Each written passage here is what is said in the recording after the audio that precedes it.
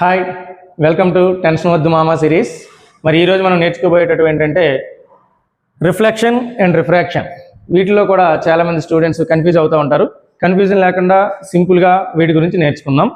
Reflection అనేది ఎప్పుడూ కూడాను వన్ మీడియంలో జరుగుతుంది, ఓన్లీ సింగిల్ మీడియం ఉంటుంది. ఇది ఫస్ట్ పాయింట్. అదే రిఫ్రాక్షన్ అయితే మనకి టూ మీడియా ఉండాలి, టూ మీడియా అనేది ఉంటుంది.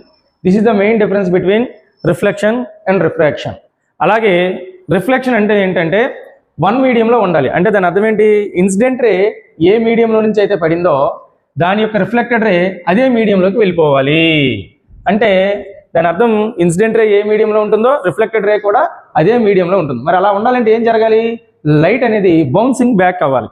కాబట్టి bouncing back of light is called reflection. అంటే రిఫ్లెక్షన్లో ఏం జరుగుతుందండి?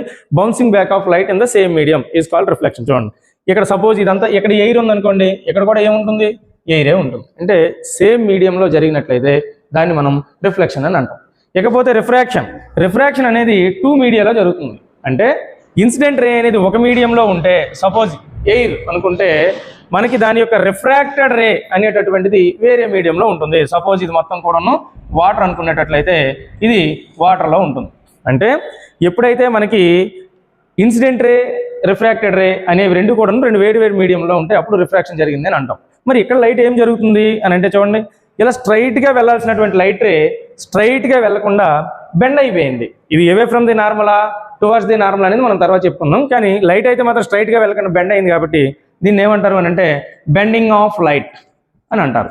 Bending of light. సో రిఫ్లెక్షన్లో వన్ మీడియం ఉంటుంది, లైట్ బౌన్సింగ్ బ్యాక్ అవుతుంది.